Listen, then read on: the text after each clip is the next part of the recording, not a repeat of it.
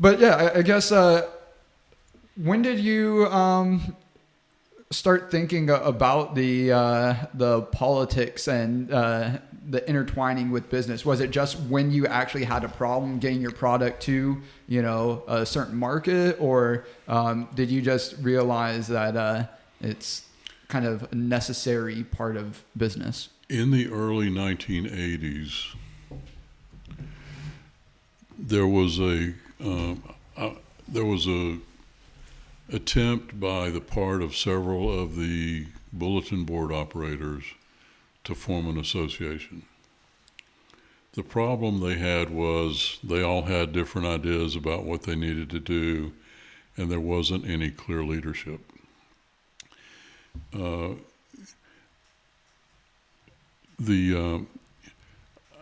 forgot exactly what the conference was, but there was a conference where a lot of bulletin board operators got together, and there were probably 200 or 300 people at this conference. And I remember when I went in to speak to the conference, they all gave me a standing ovation when I walked in to speak to them, because they all were using our product. That's awesome. And during that conference, meeting with some of those bulletin board operators, and also I met Dave McClure. Unfortunately, Dave left us a few years ago, but Dave McClure had been with the Software Association and understood how to organize an association. And he sat in on some of the meetings I had with several of the bulletin board operators, and we decided, okay, let's figure out how to put together what ended up being called the Association of Online Professionals, AOP, Association of Online Professionals. Well, one of the problems that came up shortly after we formed that group, I told Dave, if you can figure out how to raise enough money, we'll pay you to be the director, and I'll be the chairman, and we'll put this association together. And we did. And he came up with enough funding to live on for a while.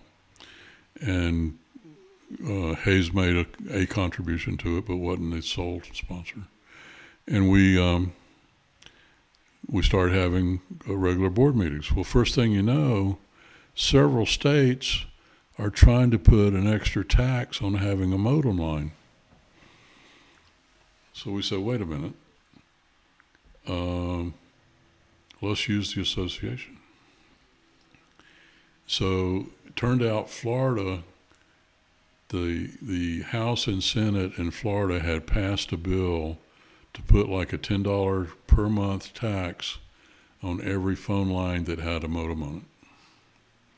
That's crazy to think about now. Just okay. Potential revenue opportunity, guys. Let's come up. Was that the motivation? Well, during those days, every government was looking for what else can we tax to generate additional revenue. Yeah. Okay, and that was when they came up with. So what did we do?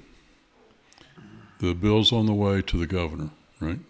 The governor's likely to sign it because it's going to be new revenue, and nobody said don't do it. Yep. We let our bulletin board operators loose on the governor's office. He called us. His office called us saying, "Call off the horsemen. We'll veto the bill." They got flooded with so much communication so fast that it just, all their lines got clogged up. They couldn't communicate. I mean, it was almost like a denial of service attack. But it wasn't meant to be, but it was just letting them know that we oppose that legislation. And so they stopped.